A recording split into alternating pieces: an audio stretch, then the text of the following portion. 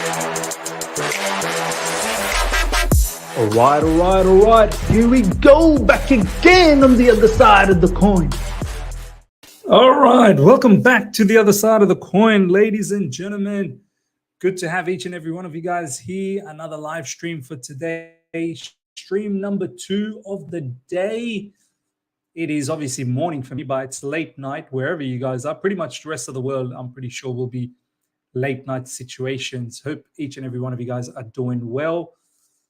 And the weekend is well and truly upon us. Big up to each and every one of you guys.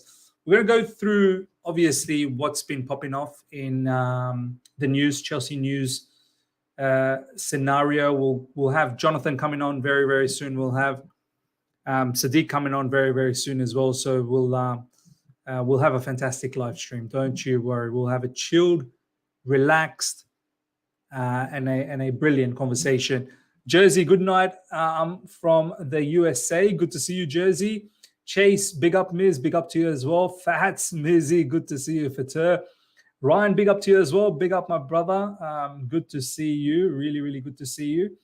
Yeah. So what we will do is we'll go through what's latest that's coming up in the news at the moment, and we'll make a beautiful discussion out of it. Happy to see Nkunku and Lavia back on grass. No need to rush them, ease them in. Yeah, do you know what? Maybe we can talk about this to kick things off. Some of you guys might have seen both Nkunku and Lavia, pictures of them on social media. Both of them look like they're training. I don't know whether they're team training, but they're back on the grass. Definitely Nkunku is someone who is, you know, there's words that's been floating around that after the international break, you know, most likely Nkunku is going to be back, which is going to be a game changer. And then Lavia hopefully will be back after the international break as well. A lot of people a little bit skeptical about Lavia. And this is what I want to talk to you guys about in the live chat. Poch team is saying, Miz, what do you think of Osimhen? We'll definitely talk about Osimhen as well. Don't you worry. We'll talk about all of this stuff. We'll talk about everything you guys want to talk about, right? In regards to Lavia, there's so many people disregarding him. People are saying this particular player is not going to make it into the Chelsea team. There's no way he's going to be part of the Chelsea midfield setup. It's going to be very difficult to break that midfield of Enzo, Caicedo, and Gallagher. And a lot of people are just disregarding him straight away off the bat, are disregarding him. And I'm like, you know, give him a chance. Give him a chance. Honestly, it won't take too long. Once he is given a chance, it won't take too long until everyone getting on board with Romeo Lavia. Like, it's as if people have forgotten what Romeo Lavia did last season, what he's capable of. And I'm not saying that he just walks in. No, of course he doesn't. I think Conor Gallagher is probably the biggest shout out of the three that makes way for Lavia. But Conor Gallagher's been having a fantastic season so far. And he's become one of the most important players for Pochettino. So he's starting to prove a lot of people wrong, including myself. So I'm not saying, oh, do you know what? Lavia, as soon as he's fit, he just comes in and takes over Gallagher's position like it means nothing. No, it's not going to be like that. I think the competition is going to be good. And that's what we need to focus on. We need to be happy about the level of competition that's going to be back, which is going to be great for this particular squad. You know, someone commented in a nice manner earlier on today saying that when people see the bench of Manchester City with plethora of, you know, supremely talented players, and they have such depth in their bench, no one complains. But whenever there is depth and good talent at Chelsea Football Club, everyone wants to complain. Everyone wants to complain that what's going to happen with this guy, what's going to happen with that guy. We don't need to complain. We should be happy that we've got a strong unit that can be pushing each other and that can be competitive to raise their game. There are certain players, I think they don't have a future. Like, for instance, Chalobah. Chalobah definitely doesn't have a future at Chelsea Football Club. He needs to move on. Sad news for him, obviously, but that is the reality. Ian Martin's probably another one that probably needs to move on, just doesn't get any game time. There's just too many other players ahead of him. And maybe there are a couple other ones that probably are in the same bench. But Lavia is someone I think has, the club didn't buy Lavia to not be integrated in the team. I think there is a big future for Lavia at Chelsea Football Club. Because Lavia schooled us home and away. Any doubts? Watch what he did to Partey at the Emirates. Exactly. People just writing him off. People. This is the thing with our fan base, right? Out of sight, out of mind. Out of sight, out of mind. That's the scenario, right? If you can't see the particular player, then people forget about, they definitely forget about that player. And the longer you're out of sight, the more problem. So, yeah, I mean, once Lavia comes back into the frame, you best believe everyone's going to understand what a talent he is. And I honestly, I wish fans weren't like that. I wish fans weren't like out of sight, out of mind. Like I wish fans had the ability to look forward, had the vision, but we lack the vision. We absolutely lack the vision. Let's see what else you guys are saying. Lavia will bench Gallagher in any club or country. Gallagher has no hold-up play and not good with the ball. Look, I don't want to take anything away from Gallagher. I think Gallagher, he has proven so many people wrong, like honestly. And now it's got to a point where Conor Gallagher, he is definitely an important factor in Mauricio Pochettino's setup. But I'm still a little bit skeptical about his overall game. And I think this is where someone like Romeo Lavia has an advantage.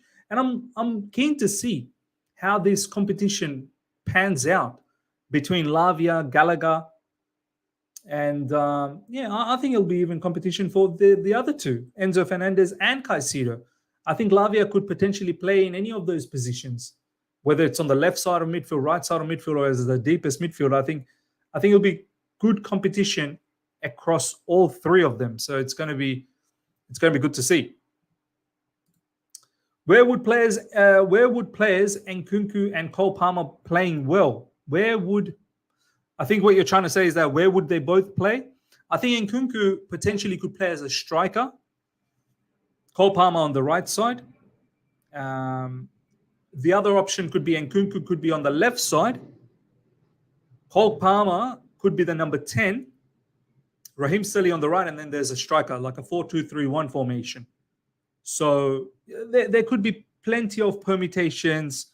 There could be many possibilities. So I can picture both Nkunku and Cole Palmer being in the same team. It's not hard to picture that. Enzo, Caicedo, and Lavia, when fully fit, only 2 players will play among them. Gallagher will be mainstay in Poch's team. There you go. Don't be surprised if this is the case. Do not be surprised. And do you know what? I wish him the best. I wish Gallagher the best. If that's the case, I hope he does, show that he is undroppable. I've always said I got no agenda. The reason why I was talking about Gallagher in the way I was earlier in the season is because I felt he doesn't give us everything that we desire in the midfield. And still for that same reason, I believe Romeo Lavia is someone who's going to be favored. But if Gallagher somehow ends up still staying in the team, kudos to him, man. Kudos to him. As long as he does well. All right, I got my man handle here. Got Johnathan Man in the house. Johnathan, how you doing, brother? I'm very well. How are you, man? Good. What happened to your video, bro?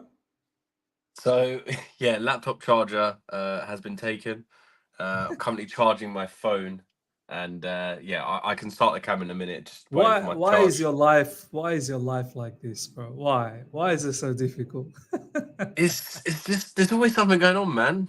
Always something going on. It's never a dull day. It's a bit like Cobham. It's a bit like Chelsea. it's what do we call it? You know, captain of chaos. It's a chaos It's club. Captain of Chaos. I was just gonna Yeah, say chaos. Yeah. it's a life like that. It's never a dull day. That's all I want to Guess say. who's And my life guess who's mirrors here, that. bro? Guess who's here, bro? Guess who's here? Who? Boom! That's My who's here, man. bro. What's going on? What's going on? The lads are here. We're all in the house. Sadiq, Good to be here.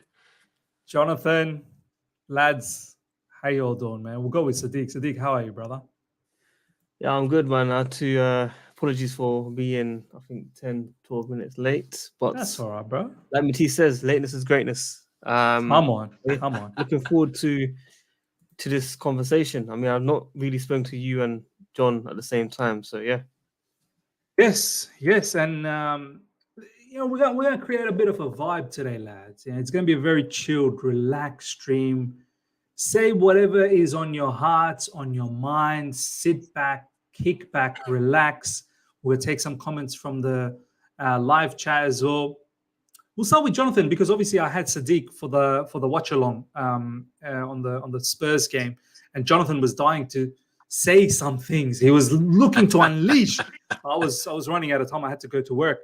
But Jonathan, I want to give you the floor for the first 5 minutes or so.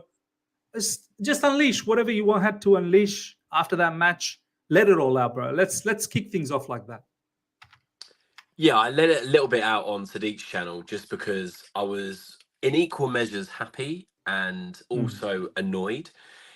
We came up against a very naive side, a side that were in the ascendancy the first 10, 15 minutes, had scored one, had one disallowed, and then just completely lost discipline, completely lost all way of tactics, all way of playing, and decided to throw the game away. And I know we came back into the game, we had more shots, more possession, we had a disallowed goal as well before they had the man sent off. But as much as they could have had probably 4 or 5 red cards during the game, that we had 3, 4 disallowed goals, we ended up scoring 4 goals. It was I wouldn't say an embarrassment because it wasn't embarrassing because we ended up deserving to win, albeit being handed the game. But it was not a result where you walk away after beating Tottenham 4-1 at 3-Point Lane and go, wow, that was a great performance. If you'd have looked at the scoreline without seeing the game, you would have thought, Chelsea have done an absolute madness, as Miz would say. But it was quite far from that, because I say it was a disgracefully high line. It was a naive high line. It was from a side that was built with a billion, that had youth and immaturity and inexperience in abundance, against a side that had started the season like an absolute house on fire. Which, in a way, we've seen Arteta and Pep stick to their guns and their tactics, and Postecoglou looks like he'll die on the hill of the High Line as well. But it was just a very strange game. Every fan that I've seen watch it, whether they be Chelsea, Tottenham, or another team, they just all agreed that it was a very strange game. One that happens once in a decade because of the sendings off, because of the discipline, because of the high line, just everything. I mean, Cucurella was the only one that really cottoned on for Chelsea, that run from deep, run from your own half, because everyone else just wanted to be offside. So, yeah, as much as I'm absolutely ecstatic because Tottenham is a team that I dislike, there's a raw rivalry there from my childhood, beating Tottenham, every week it seemed, to, not being able to beat them for a few years. It was a great result. So I don't want to take away the fact that it was a hopefully game-changing performance. And I think Jonathan, this is important to highlight that. Let's not take nothing away from the 3 points. I think it's very, very crucial that we got the 3 points. It's good to recognize that we got that very important 3 points, but also at the same time having a balanced view to say, under the circumstances, we probably should have. A team with a little bit more structure probably beats them 8, 9, maybe even 10-1, I reckon. Definitely. So that's the thing. As you know, I'm a realist and I'm honest. I'm not just going to go with the popular narrative. I'll always say what I think. And I know some people don't agree with me. You've got some people maybe on the panel that think we're going to go and smash City on Sunday. But me, myself, and I like to be a little bit more of a realist. So it's difficult because, as I say, really happy with the 3 points. I hope we kick on. But also, I don't want to detract away from the fact that we have a lot to learn and a lot left to give on the pitch that will give me the confidence that we can go into a big game and win. Because I think I said it on Sadiq's channel, first away win against a big six side since like November, December 2021. So it's big. Yeah. It's a big, I'd say, big result. I hope that we take that result and translate it into performances that will help us kick on. 100%. Big up to my man, Rego Park. Thank you so much for this generous super chat, brother. Brother, I was in New York City with New York Blues, Chelsea fan club, watching us trash Spurs when Nkunku returned. What's our formation? Left to right, Sterling and Nkunku Palmer, Jacks up front. I forgot Lavia with us. Yeah, we're going to talk about all of this. Rego Park, stick around. We will talk about all of this. Sadik, I want to go to you, brother, first of all. How you doing? Hope you're doing well, my brother. And secondly, bro, I see a lot of people in after that game and now leading up to the Manchester City game. But no one's giving us a chance, bro. It's like it's it's a bit of a lot of people trying to say it's a bit of a free hit. Go out there, nothing to worry. Expected L.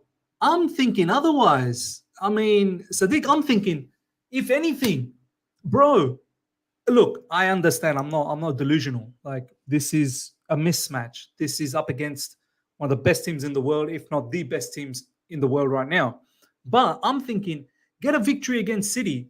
Boy, that really puts a fire in the project. The P word that everyone wants to throw around. Project, this, project, that, all that. I feel like get a victory here. That project, Sadiq, you and me, and I think Johnathan as well, we've all worked in projects in our life sometime in our life. You just know some key moments when it goes for you, the project kicks off. Do you feel like, Sadiq, this, if we can have that mentality, that this victory, if we can get it, it would mean the world for the project, don't you think? Yeah, no, look, Miz, I'm going to agree with you. I think obviously we can get a result on Sunday. Here we go, Jonathan, bro. This guy's about to give me the negative. I genuinely believe we'll get a result on Sunday, like a 2-1. I do believe we'll win. I'm serious. I genuinely believe we'll win. I love it. Don't flip on me in the watch along, bro. I'm not. Except Nicolas Jackson. But like obviously on my pod that I have with Frozen Deborah, we've been saying that against the big teams, we're gonna be picking up points. And I'm not gonna be surprised. It's the lower block teams where we just need to fix it. That's all it is. Your Tottenhams, your Cities, your Brightons, your Newcastles. We're going to see good performances from these players. So that's why I'm saying, don't be surprised if we pick up a draw, a win, a lucky win, whatever it is. Do not be surprised. Does it mean for the project? No. We know what Poch has been saying. He's been saying, basically, he's struggling to unlock this team to break low block teams. This could change, obviously, if Reece James coming back and Nkunku coming back, Lavia coming back. You know, there's many changes that will be happening. So soldiers are coming back, Sadiq. Soldiers are coming back, bro. First 11 that we want to see people. Reece James, your Nkunku's. Does Nicolas Jackson, your favorite player, stay up top? We don't know. Come on.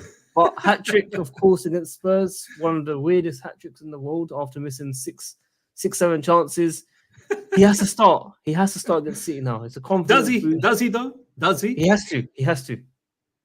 Tactically, I mean, and this is something that I brought up in the All You Can Eat Chelsea episode earlier this week, and I'll go to Johnathan very soon, but Sadiq, quickly, does Poch from a tactical standpoint? I know how you drop someone when they score a hat-trick, and he's my boy, you know me, Nicolas Jackson, my boy, brother, he's my boy.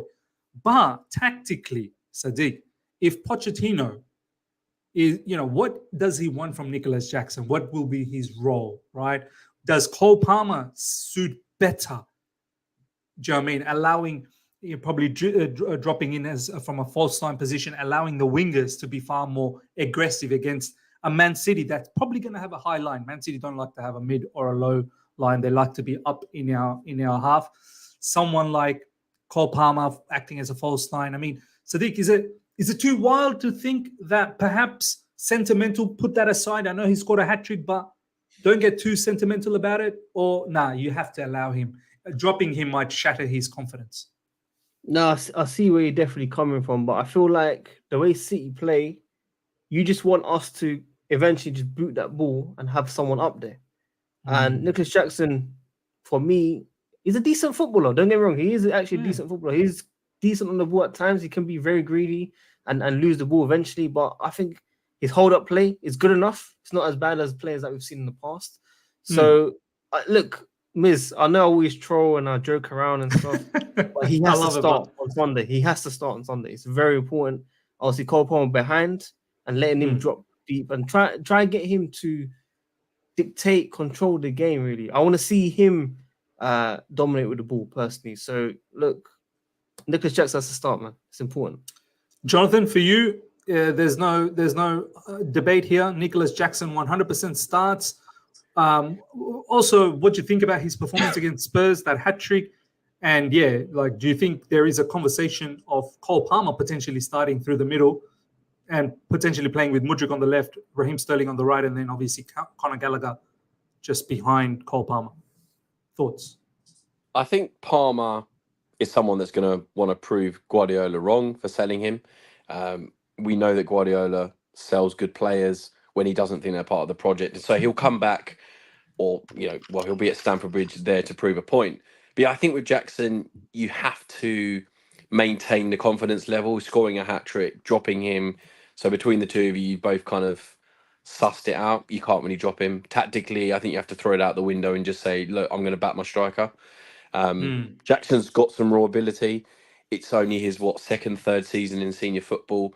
And it's interesting because there's a guy I came across recently, Joey Knight, I think his name is, and he did an interesting little skit where he was saying, other massive strikers in history have gone through these early seasons of low scoring, of questions around their form.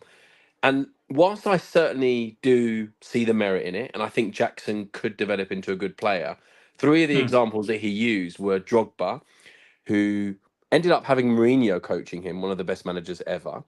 Shevchenko, who had Ancelotti coaching him, one of the best managers ever. And then Van Nistelrooy, who ended up having Ferguson coaching him, one of the best managers ever. So when I say, okay, well, these guys only scored a couple of goals in their first few senior career league seasons, etc. And I look at Jackson, who's now got Pochettino. And whilst I don't want to take anything away from Pochettino, I think he's a good manager. He's not world class like Mourinho, Ancelotti, and Ferguson.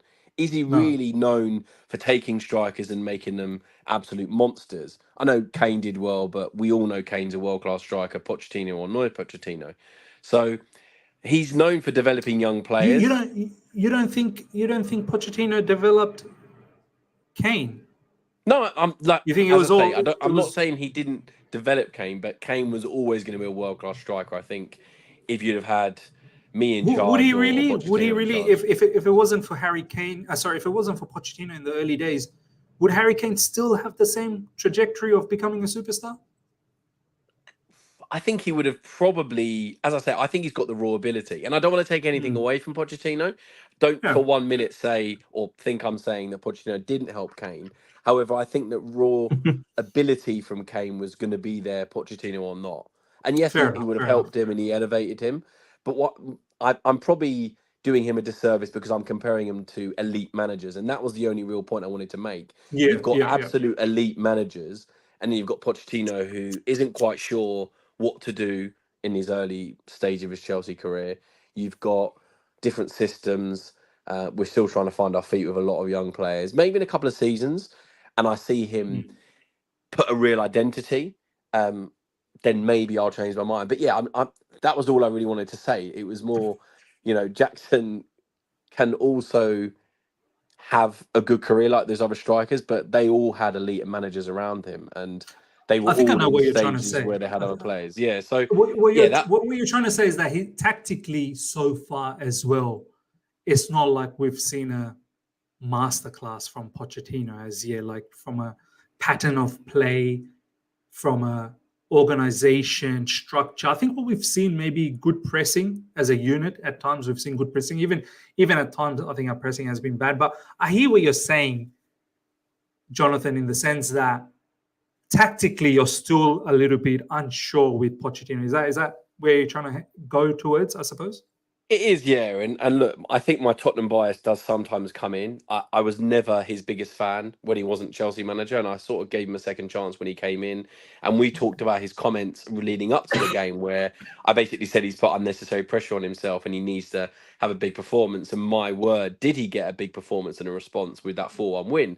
But yeah, he hasn't filled me with confidence to say, wow, this guy is going to turn Jackson into a 25-goal striker. I see him working with more the wingers, the midfielders, and bringing them on. I'd expect him to make more of Cole Palmer than Nicolas Jackson, and that's no criticism to Pochettino. I just think that's the sort of manager where he will bring out those kind of players and not your strikers. So yeah, not to take away from Kane and not to take away from those other great strikers I talked about, but it was more the point that he has the raw ability, but he still looks very awkward on the ball, Jackson. And I know you could say that about Drogba when he first joined, but again, you had Mourinho who wanted to turn him into a beast. Is Pochettino's first thought, how can I make Jackson a 25 goal striker? I'm not sure, because you know that Chelsea are going to go out and buy an elite striker. You know he likes Broha. So is he going to plough all his energy into that when you've got a star man like potentially Palmer behind him and Nkunku as well, who can make the star? That's the only real concern I have there for Jackson if I was him.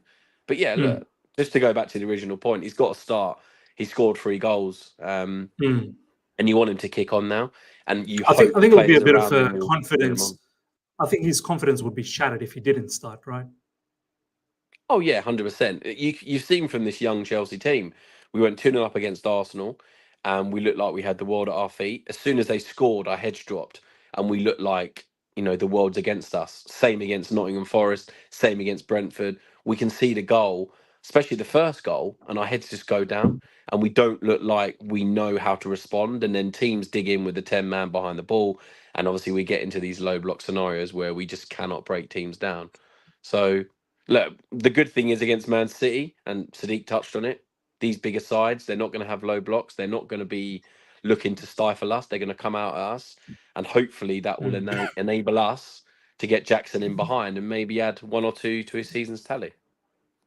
100%, man. Darish is saying Jackson needs a mentor, someone to shoulder the burden and take the pressure off. I think Pochettino in the press conference has been doing his level best to protect Jackson as much as he can. Let's see what he's capable of doing with Jackson. There is always talks about buying another striker. I want to talk to Sadik about this now. Sadik, this week we've seen the Oni, David Ornstein, Oni that makes us all horny.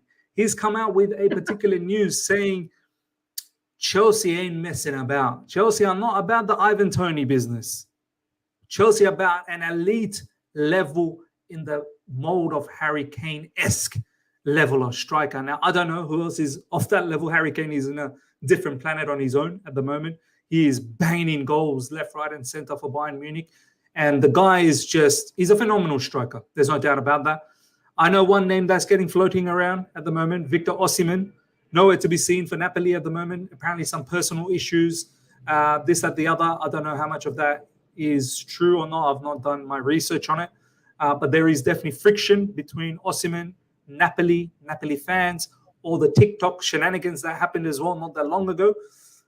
I mean, Sadik, it kind of looks like January transfer window, something might be happening. If not, definitely for the summer. Chelsea don't want to hold back.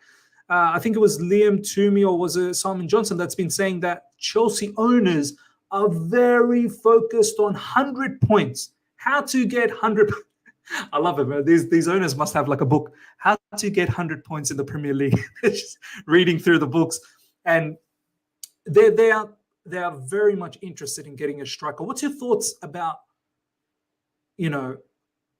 trying to persevere with Jackson, Broya? Do you believe in them at all? Or do you think, owners are thinking the right way?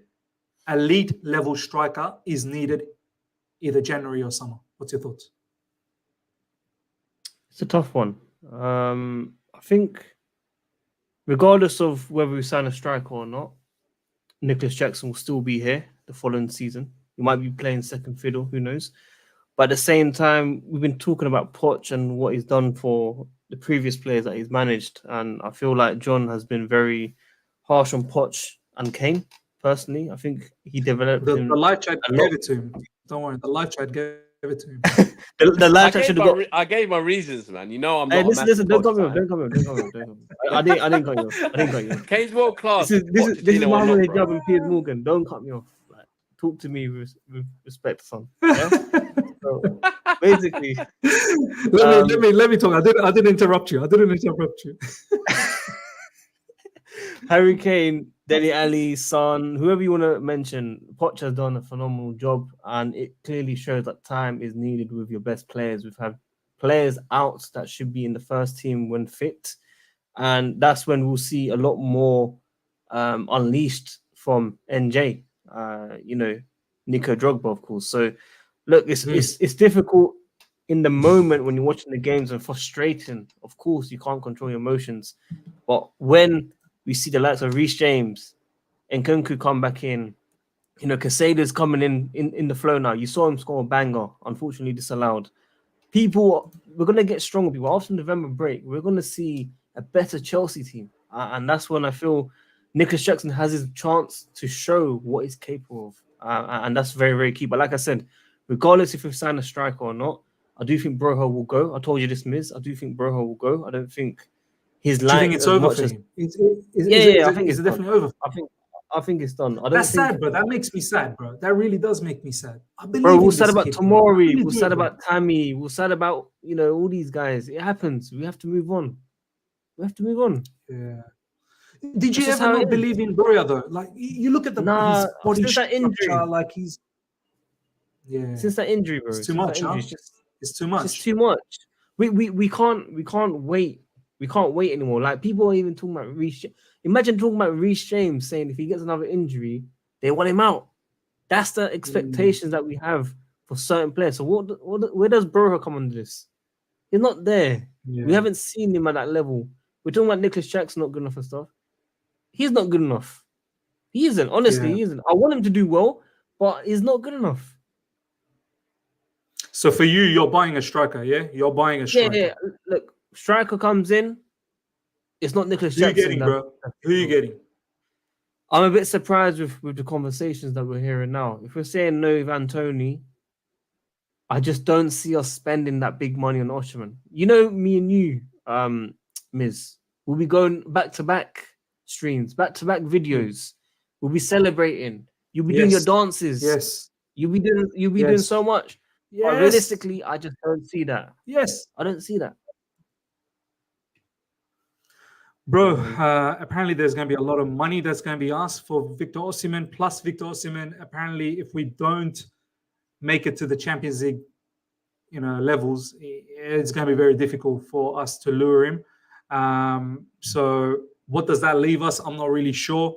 What other strikers out there that we can go for? I don't know. And that is something we can talk about down the track. Fatur, thank you so much for the super chat, my man. Hello, gents, Ms. Jam, long time, boss. Big up to you, man. Appreciate that. Look at this guy in the comments, bro. Look at this guy in the comments. I beg you. Kick him off and let him stay as a comment, please. Kick him off, please. This guy's in the panel and this guy's in the live chat.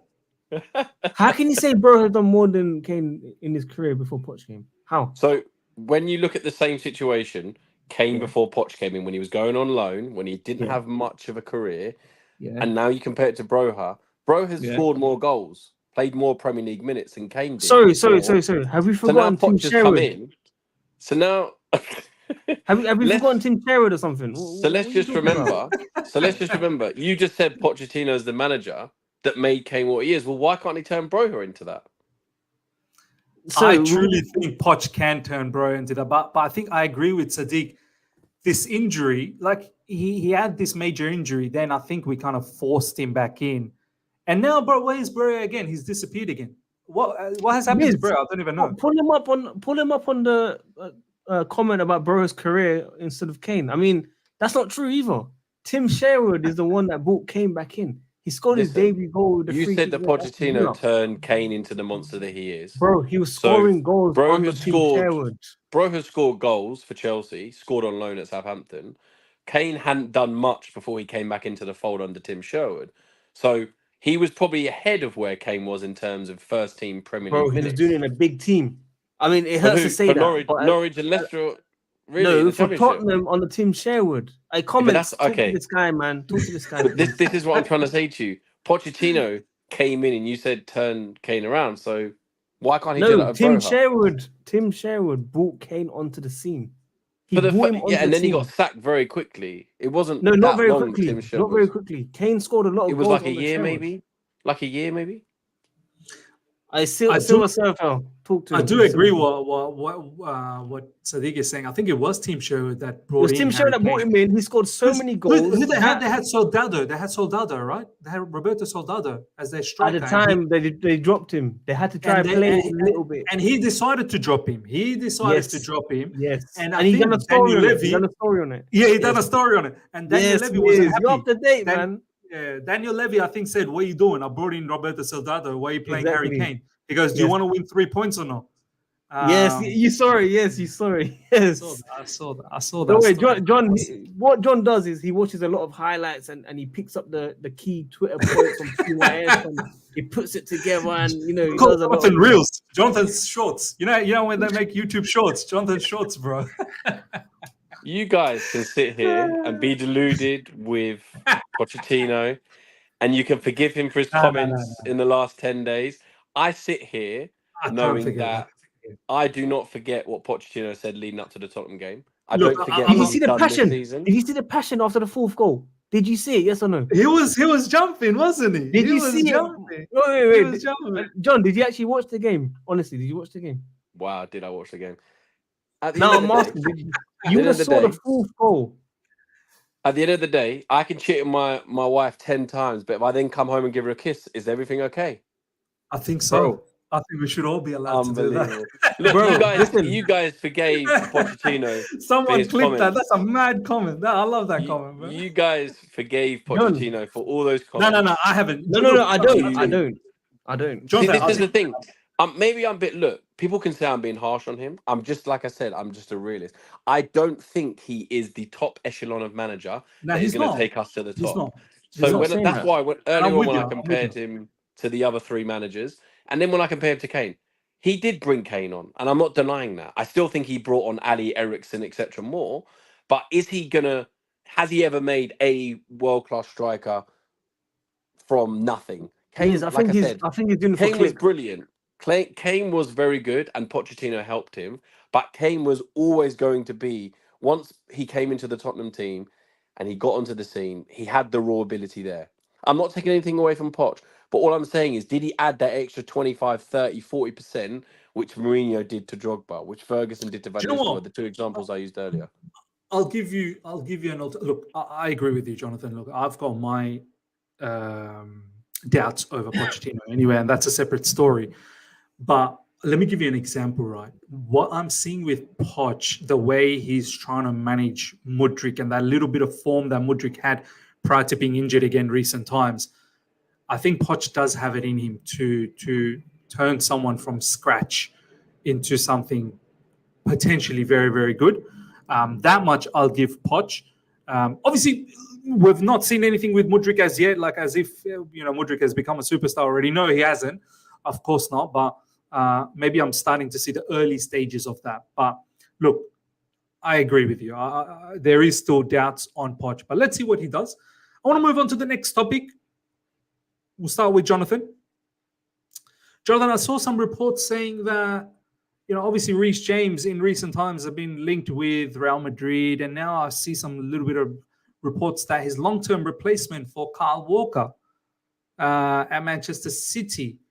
Now, Jonathan, do you feel someone like Reece James, I mean, obviously he's got a lot of injury concerns, one more injury, and I think we're all going to be a bit distraught about the whole situation. But can you picture someone like Reece James potentially finishing his career at Chelsea, or do you get the inkling this guy's got maybe just got that vibe that he could potentially leave Chelsea for someone like Real Madrid or maybe even a Man City? Like, what's your vibe about Reece James?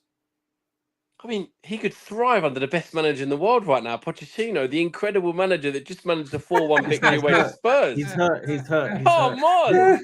Debate's over. Pochettino's gonna make him into an incredible player. Nah, jokes aside, I think his injury record doesn't speak well. I think he's more of a Chelsea man than that snake Mason Mount, which everyone seemed to think he wasn't. not a Which snake. Oh, What what about Mason Mount this so week? He's not a Oh my snake. days. He's not a snake. Reece James is a Chelsea boy. I think he would stay at Chelsea for the rest of his career as long as the conditions stay correct. I'm certain that Pep would probably want him as a long-term replacement for Kyle Walker. I'm sure Real Madrid, Barcelona, Bayern Munich would want him as well. It's just whether, I say, Chelsea are in a stage of their project where he isn't going to meet what he wants. He's won the Champions League once. I'm sure he'll want to win it again. I'm sure he'll want success with England, but that will only happen if he stays injury-free. So I think a lot dictates to that. If he has another couple of injury-ravaged seasons, I'm sure, these teams will suddenly stop being linked with him. And I think quite a bit of it is opinion piece. I think someone put it quite nicely earlier where these rumours and transfer gossips are in between the season just to spike a little bit of interest, just to spike some opinions because some journalists would like him at Man City. And I think if he stayed injury-free, he'd be superb at Man City. He would be the exact fullback that Pep models his teams on. They've spent millions upon millions on fullbacks, and Walker's only been the only one that's stuck through the entire thing. And I think James could probably do that as well. But again, I go back to injuries. I hope for the sake of his career and Chelsea's next 10 years, he can stay injury-free. And I think that has to be something we manage. He came off against Tottenham in the 70th minute, I think it was. And I'm not saying that should happen every game, but when he exerts himself, when he plays 2-3 games a week, hopefully next season when we're back in Europe, we have to start managing his minutes in these games. And I hope that Chelsea don't overplay him and don't stretch him. And hopefully he doesn't need to be in these silly England squads for dead rubbers, for friendlies. And as much as Poch came out and kind of dispelled that Southgate dropped him and he's got an issue with him, I thought that was quite clever from Poch, to be fair, saying that it was a joint decision to try and take the heat off him. I just hope his minutes are managed. I hope he stays at Chelsea for the rest of his career. He's a fantastic player. Not quite the leader and captain that I would choose, but I don't. He owes a lot to Chelsea, doesn't he? He owes a lot to Chelsea. He owes a lot to Chelsea as well for Chelsea sticking by him through all of his injuries shaking too. His head. Yeah, I'm unsure if Sadik is shaking his head. I'm interested to see his rebuttal to this, but yeah, I think talk to me, Sadik, bro. We've done a lot for him. We've done a lot for him, and he's done a lot for us, and I'm interested to see how Sadik paints the picture. I'm disappointed in some of these comments. Talk to us, John. He talks to me differently on the phone about football. Bro. This is a new sign. Maybe the Twitter interactions got to him the other day. I don't know. But basically, I can promise you now, Reece James will never join Man City. 100%, he will never ever join Man City. If he is to leave, it will be Madrid. Of course, got Rudiger, Bellingham. Just like Mason Mount never wanted to leave. Just like Mason Mount never wanted to leave Chelsea. Remember? Listen, I'm happy Mason Mount left, but from what I've seen, there's background to it. So I kind of understand the PR on his side. That's what I'm trying to say. I understand. Not like Minerals FC get the shovel up, but I understand where. I feel like you can never say never, though, Sadik. I feel like you can never say never in this day and age. Wild things have happened, bro. Wild. Nah, Reece James is different, man. Reece James is. I just know he wouldn't join Man City. Madrid, yeah, cool. I think it could happen. He gets injured. Madrid love injured players. It happens. There's a love story there. So, but John's comments about he doesn't see him as that captain. I don't know what he's smoking. Like that's crazy. As a captain, I want a vocal leader, and he is not vocal. Where's he vocal? I don't see him vocal enough, bro. I mean, both of you lads go to matches. You go to the games. I'm old style. Does Reece James actually speak up in the game? Does Reece James speak up in the game when you guys go to matches? Nowhere near enough.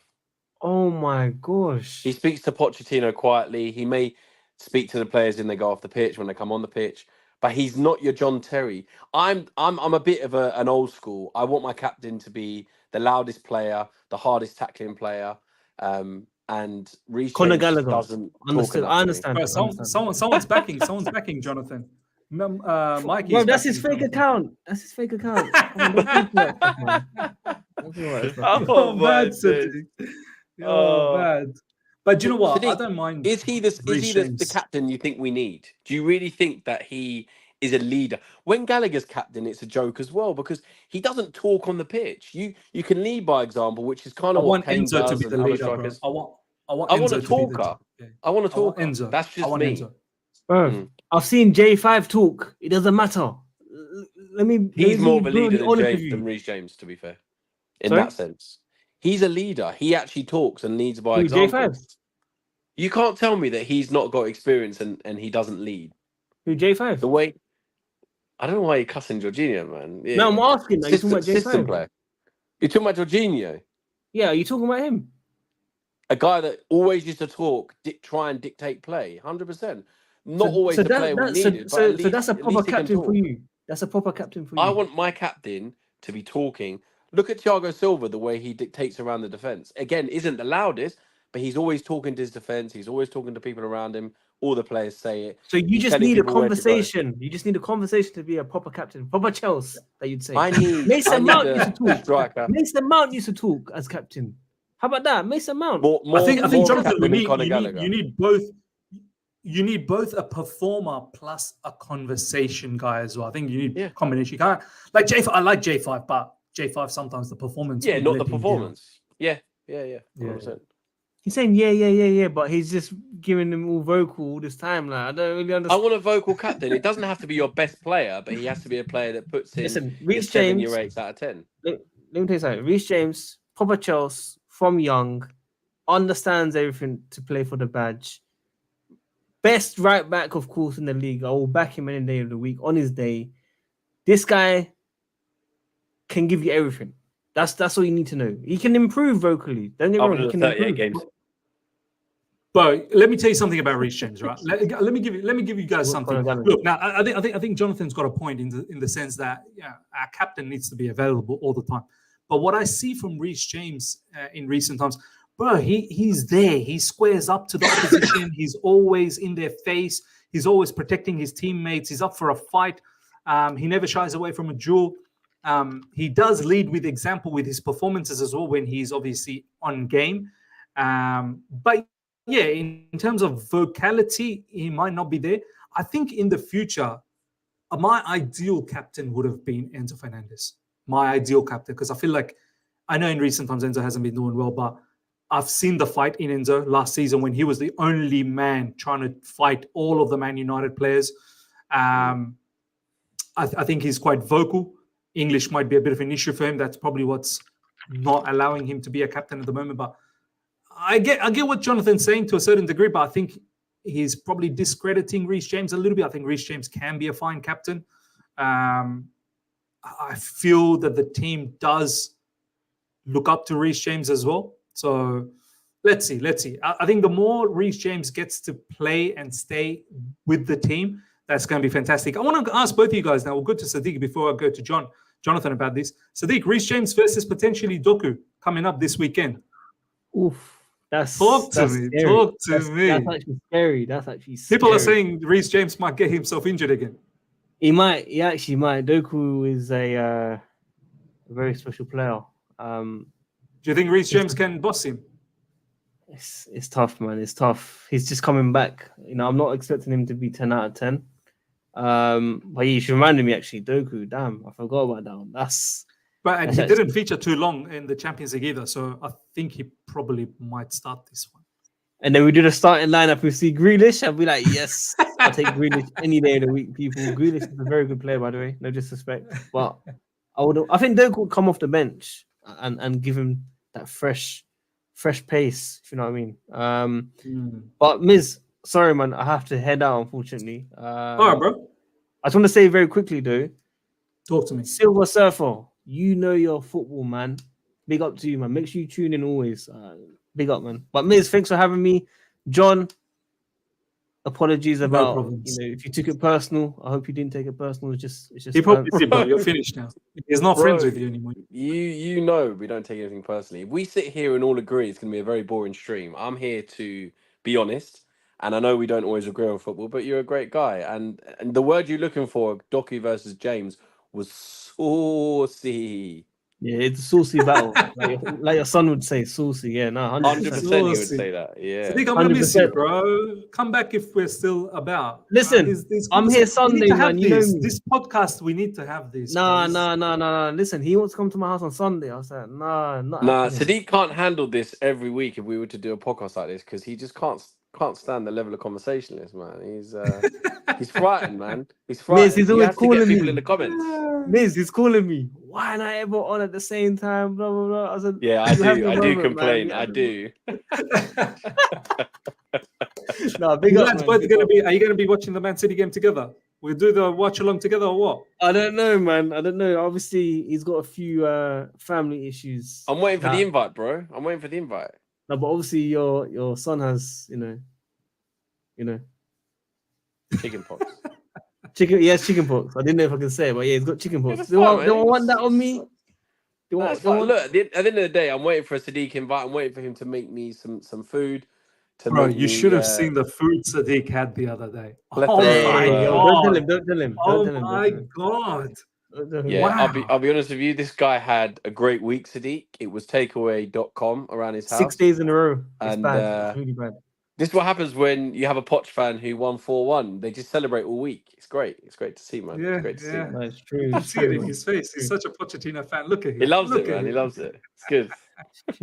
Big up, man. You lot, big up. Take care. Elias, big up. Silver, Miz, the whole gang. Make sure you guys like the video on Miz's channel. I'm out. Yeah. Peace. Take care, man. Jonathan, so yeah, bro. I mean, some of these matchups for this upcoming match. Oof, I mean, look, a lot of them is probably a bit of a mismatch, but we're gonna have to. This is it. I mean, taking our focus away from all of that Spurs shenanigans and whatnot. Now we're focusing on Manchester City. We have to have a 10 out of 10 game, and we also have to hope that Manchester City has probably a 6 out of 10 game, or maybe even a 5 out of 10 game. Anything above 7, even if we have a 10 out of 10, they could probably beat us. Not probably, they definitely will. How are you feeling about some of these matchups, man? As I said, potentially could be Reece James, Doku, Erling Haaland against SRC, Thiago Silva, potentially. Are you skeptical about Levi Colwell on that left side? I don't think he's a left back. I mean, the matchup against their forwards and our defenders, is that kind of scaring you a little bit? Or are you thinking, nah, if we can have some sort of organization, some sort of I suppose, what do you call it? Focus, then we can potentially keep them at bay. It's going to be interesting. I think, as with a lot of these big games now, the real thing that I look at is the midfield. And obviously, Rodri is someone that when City don't have, they really miss him. And will they play? I mean, the guy they bought from Wolves, I can't remember his name. It's not Neves. It's Nuno. What's the guy? The young guy. I can't remember his name. Nunez. Yeah. Nunez. So whether they play him next to him, I don't think they'll play Calvin Phillips. They normally sort of play him as a sitting holding. Poch as well, I think. Yeah. So whether they start him, he hasn't started him in all the big games. So it'll be interesting to see if they play Rodri kind of on his own with some attacking midfielders, or whether they play kind of a pivot. But I think that's the one key area that we do need to win, the midfield. And I think it's one that just few sheer of numbers of Gallagher, Enzo and Caicedo, we could potentially get the better of them. Because, on the wings, you look at Doku, you look at Walker, you look at, probably Alvarez coming from the wing, maybe Grealish. You're looking at Foden. And we haven't even talked about Erling Haaland against our two centre-backs. You've really got to hope that, obviously, we track our men. That's going to be the most important thing, because all City ever do is create space, get runners off the ball, and it's frightening to see them in full flow. We can't allow them to get into full flow, and I think, as I say, the midfield will be important. Gallagher, Enzo, Caicedo winning the ball back, getting it to our players that can create the damage, which is probably going to be Palmer, probably going to be Sterling. Not sure if Mudryk will play, because I'd probably play Jackson up top. So, we need to almost move the ball quickly. We don't want to be messing around with it. I know we've had a lot of possession in recent games, but I think we need to be straight to the point here. We need to get the ball up front and try and keep it away from our final third, because we have been prone to errors. I've talked about it a few times where we've lapsed in concentration, and it's frustrated me because we haven't tracked runs. We've made silly errors. Yeah. We want Sanchez obviously to be tickety-bill on the ball, but yeah, But we they do will this punish against us. Man City. We do this against Man City. I think that's curtains. Oh, it's game over. They will punish us. I mean, Haaland does miss his fair share of chances, but he's not going to be taking, a second bite. He's going to want it first time. This guy's got a point to prove continually to himself and to the world, and he would love nothing more than to come to Stamford Bridge and bag a couple of goals. And we're not even talking about Julian Alvarez, who, as we know, is a great He's probably finisher the as one that well. we So need to worry about. I think he's the one it's that the has the secondary game to runs. hurt us. Yeah, it's the secondary 100%. runs. And Sanchez, our goalkeeper, bro, with the ball, I think Manchester City are going to put him under a lot of pressure.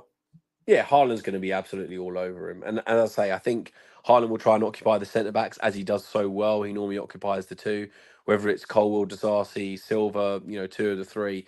We're going to have to keep really, really big tabs on him. But then every team does because Haaland is so dangerous. But I think we need to make special dispensation just because, as I say, we've lapsed concentration so many times this season and cost ourselves goals. I think James will start again. The main real issues, I think, in defence, obviously, the centre-backs, whether it's Colwill or Disasi, but it's whether Colwill starts at left-back. As you said, is he a natural left-back? You've probably got Kyle Walker almost playing as a right winger. Is he going to get forward enough? Is Cucurella maybe worth taking a risk on because he loves to get in the opponent's face? I always think that he's a little bit handicapped once he's got a yellow card because he can't have that aggressive game. But it'll be interesting to see what Pochettino does. It'll be a core 8 or 9 players that we know. I think the main key selection issues he's got is that Cucurella / Colwill, whether he goes with Mudryk, and obviously I think Jackson, but that's potentially something he could change because, as you say, he might go over false 9 and pack up the midfield. So there is certain key issues all over the pitch, but again, I'll go back to my first point. I think the midfield is somewhere we need to try and overload, to try and overpower, and just try and get in their faces. Because if you let them have the ball and if you let them dictate the early game, they could take the game away from us in the first 15, 20 minutes, which we do not want. We need to just try and stay in the game. And I'm not saying we need to go in as underdogs and go in as a team that needs to sit behind the ball, but I just want to stay in the game because if City are on song, they could put us out of sight in the first half. 100%, man. Let's talk about another different topic now.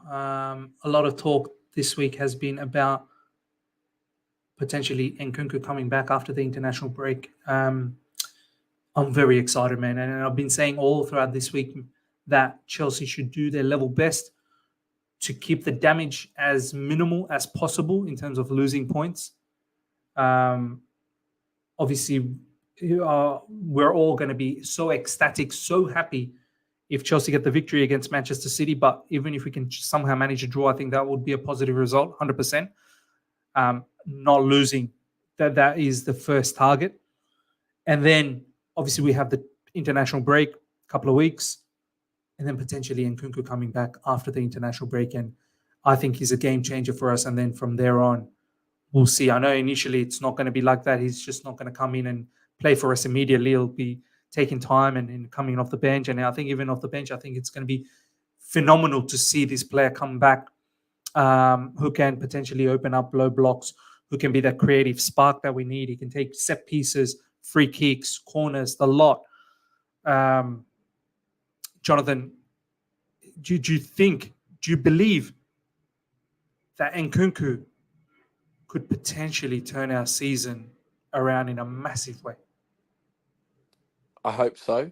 I hope that we don't put too much responsibility on him, too much pressure, too much expectation. But I do think, as you say, he could be a player that really unlocks this side. It was interesting how we worked the team around him in pre-season, and it almost looked like his injury led to Pochettino's change of plans at the start of the season. So, yeah, I think him coming into the side will not only give us depth, it will give us quality.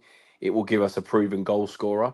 And I know we talk about him being in the German league. I know he's been briefly at PSG, but I do believe he is someone that can translate those goals into Premier League goals. Yeah, his versatility, the fact that he can play in a variety of positions, will certainly help us. And I think that, yeah, he will certainly add goals where we need goals. He'll finish chances where we've lacked the finishing and the cutting edge. So yeah, it's a massive, massive boost. And I think we've done the right thing in giving him a couple of weeks for the internationals, not taking him, too quickly to come back. But yeah, he's another guy that, as this comment says now, build up his match fitness, see how he can play, and it's just great to have him back because it's a new signing. It's like when Lavia comes back, it'll be a new signing because we've signed these players and haven't even seen them. So, as we start to get these players back, Badiashile was mentioned earlier in the comments as well when I was talking about the centre backs. We're now starting to see a squad that can be moulded and can potentially challenge at the upper echelons of the league because just from availability, we've suddenly got players where you go, okay, well, we take off Palmer against Arsenal and we bring on subs and we don't look the same team. But if you take off Palmer and go, oh, we've got Nkunku on the bench, or we've got, to close off the game, we're going to bring on Lavia, or, Dizazi's going off with a knock, we're going to bring on Badiashile. Suddenly those substitutions turn into a real positive for the team. So, yeah, Nkunku, as I say, will be a massive plus. I hope we, can ease him back in. And if he can just get an early goal, that will do wonders for the team and for the confidence. Can you imagine he comes off the bench and he scores a goal for us? Oh, my days.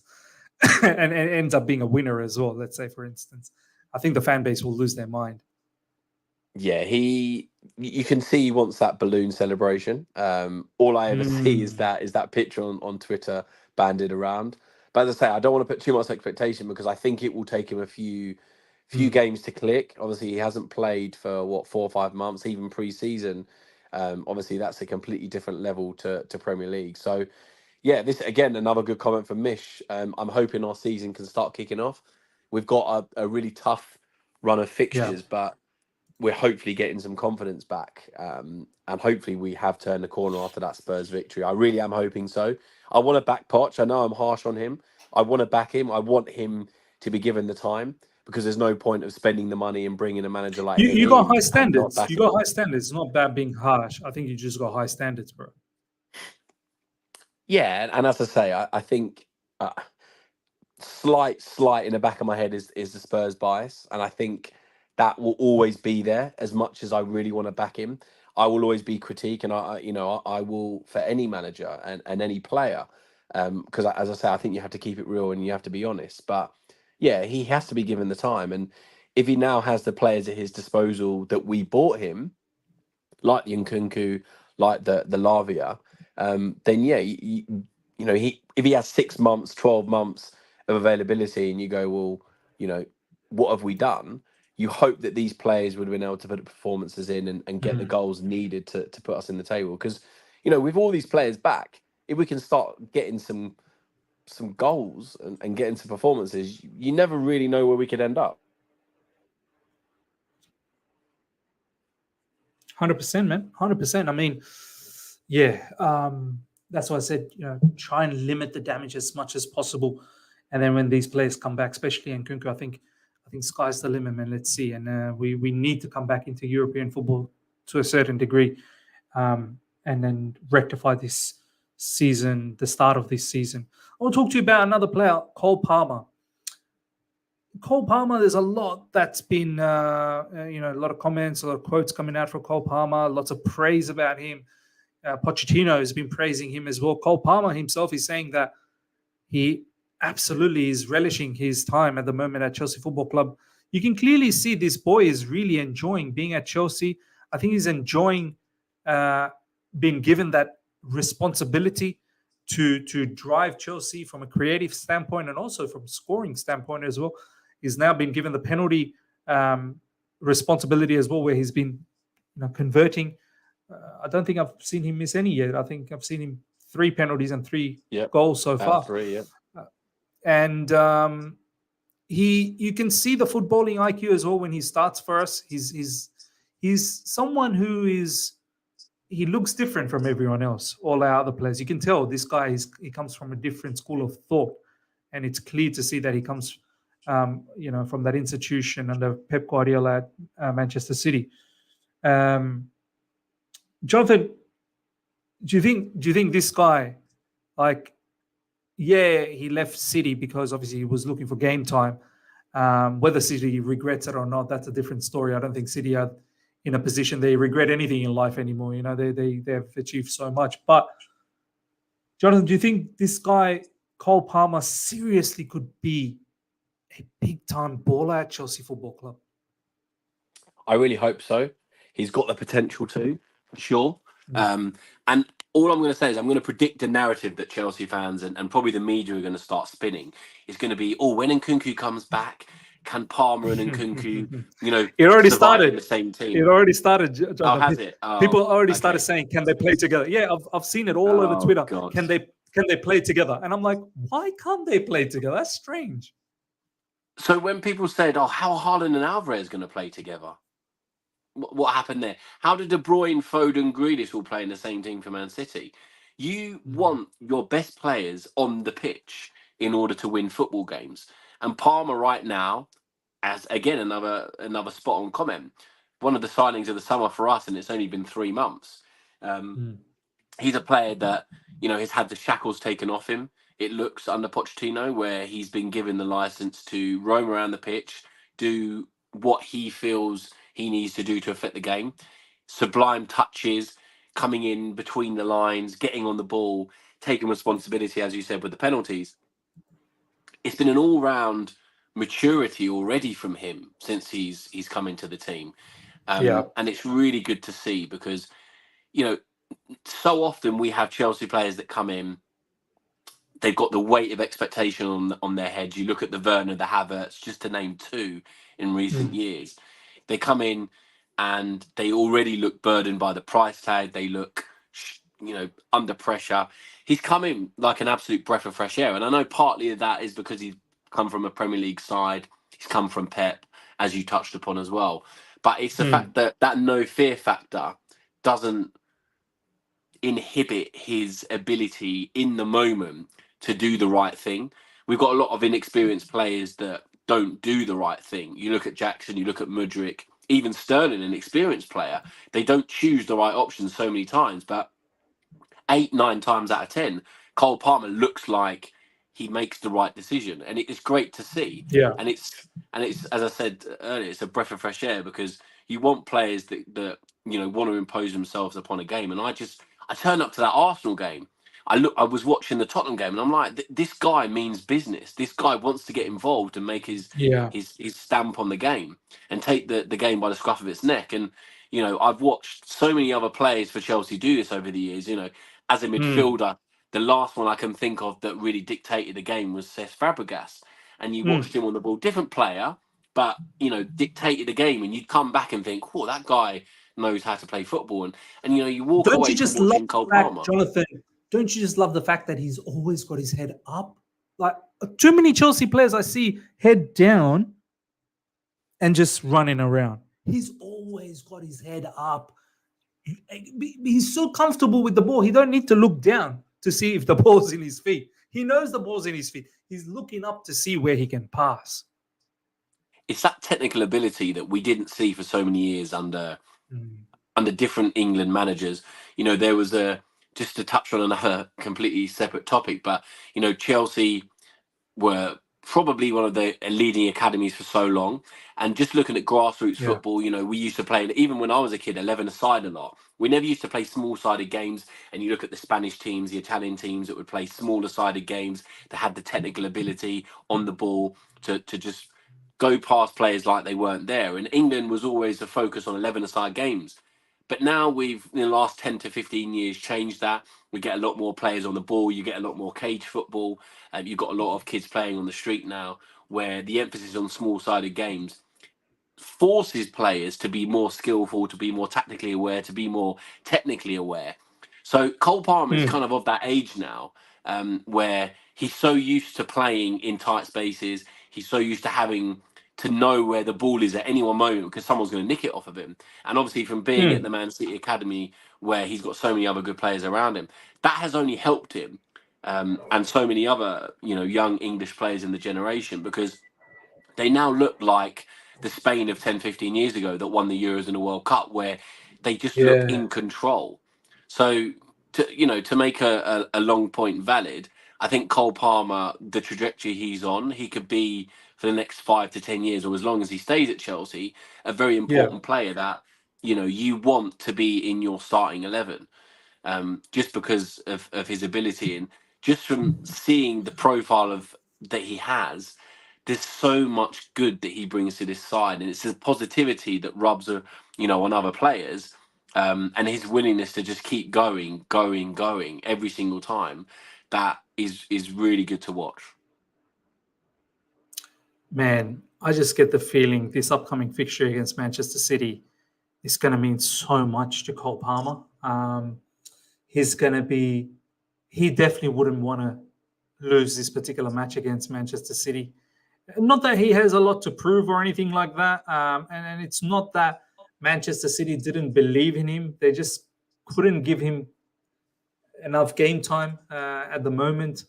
Obviously, earlier on in this season, Cole Palmer actually started off with a bang with Manchester City and scoring goals. I believe in the Community Shield, and then he also scored in the Super Cup. He was absolutely on fire. But I'm sure Cole Palmer will have one eye off, trying to get all 3 points against Manchester City and absolutely leave an imprint in that particular match as well, to somewhat kind of make Manchester City feel that, hey, this is who you let go of. Do you feel this upcoming match there might just be a little bit of extra spice from Cole Palmer up against Manchester City? Or do you think he'll just go around his business like he always does? Kind of looks a little bit nonchalant, carefree. It just goes about his business. Or do you think now we may see a different Cole Palmer in this upcoming match? Those are the two exact descriptive words I was going to use. So nail on the head for you there, nonchalant and carefree. Yeah, I think it's, you're always going to think you've got a point to prove coming up against a former club that sold him. But I don't think there was any bad blood or animosity there. I think it was, as you say, just we can't give you the game time. Pep is always happy to sell players that, even if they're in good stages of their career. I mean, Mahrez wasn't exactly in a bad position before he was sold as well. So Pep will always replace them. He's brought Doku in, and now suddenly Mahrez isn't even talked about. So, yeah, it's definitely something that's going to be in the back of his head. But I think he will just turn up, and he wants to perform anyway. And I think he wants to, play in the big games. He came to Chelsea to try and, kick on in his career. Obviously, compete for bigger trophies, which hopefully will happen down the line. But yeah, he'll want to affect the big games, and that's why you move to a club like Chelsea. You grow up, wanting to play football because you want to score against the big teams and put performance in that really affect the big games. So yeah, I think there's an extra spice. I think there's an extra spice because it's come off the back of a Big Six win for once for us. Can we build on it? We haven't actually lost to a Big Six team this season, which last season, again, we struggled with. We had a few draws, but a lot of defeats. Can we keep this little unbeaten record going? I think there's something that has to be in the back of the players' minds. I know we've got a very changed squad, but I think we'll go in fairly confident just because, we have played well against the big sides. So hopefully it is an open game. I want it to be a good game. I don't want to watch a bore, and I don't want to watch us be dominated. And so, yeah, I hope, all I ask for and all I hope is that the big players step up, that we put in a performance. Because, if we put in a 7 or 8 out of 10, maybe we can get something. We can only hope that, we can stifle Man City and stop them from being the team that we know they can be, the treble winners, probably one of the best sides ever. So we are coming up against a side that's well prepared in pretty much every situation under Pep. So yeah, we just have to be the best that we can be and hope that that's good enough. And I'm not going to be annoyed if we lose. I'm not going to be over the moon if we win, just like I wasn't over the moon when we beat Tottenham 4-1. As long as we don't get embarrassed. Just don't get embarrassed. Exactly. And as long as we put the effort in, I don't want to see us not put the effort in and not care, which is, I'm not saying we had that against Brentford, but we gave up, and I don't feel like we gave it our all, even though we had the chances in the first half and even in the early second half stages. So I just want to see us give our all, and make chances and try and finish them as well. That's probably the most frustrating thing, you know, as a Chelsea fan this season. We make quite a few good chances and we don't put the ball in the back of the net. And sometime soon, hopefully that changes. We can't just surely keep missing him forever. I know we've had a last couple of seasons with the same problems, but we've now got hopefully players that can finish. We've got creators. We just need to match up that piece of the jigsaw, which I'm sure Poch is working on. All I see is training videos of, you know, all our players scoring goals, and I think, should I comment saying where's this in the game? And I have to hold myself back from being sarcastic, but comment. Make sure you comment, bro. Make sure you comment. Surely that's got to translate into goals soon. So yeah, hopefully, I say it's just an interesting game and one that we can go out and enjoy, because the pressure really isn't on us. Man City are now top of the league. They'll probably go into it, second or third, depending on whether Spurs and Arsenal win. So they'll want to go back to the top of the table. But we also want to improve on our position in 10th, you know, stay in the top half. 100% agreed. Well, ladies and gentlemen, we've now gone an hour and 15 minutes. We covered a whole heap of ground about so many things. I'll try and do my level best to put some timestamps about some of the topics that we talked. I think it'll be good for people watching down the track and keeping a track of what we have talked about. As always, Johnathan, my man, lovely conversation. As I said, we're going to try and continue to do this on a regular basis, especially during the weekend. And hope to speak to you after Manchester City. Definitely, if you're keen to come on, because that will finish roughly around 5:30 a.m. for me. So I've got a bit of time until I go to office. So definitely after the Manchester City game, I will definitely have enough time for you, Johnathan. And let me know what you're doing. And to the live chat, hope you guys have enjoyed this. Smash the like button. We're going to try and do this hopefully tomorrow as well. But tomorrow I've got something lined up with PYS. If Jonathan's free, we can definitely bring in Johnathan as well. Roughly around 9 p.m. UK, we'll do the preview for the Manchester City game. And who knows, maybe there might be another late night stream as well after I'm done with my son's football training. That might be a bit late though, around maybe midnight UK. But if anyone's keen for that, maybe we could tee up something like that down the track. But yeah, ladies and gentlemen, hope you guys have enjoyed this. Until next time, everyone, take care and catch you all later. Bye. Peace out.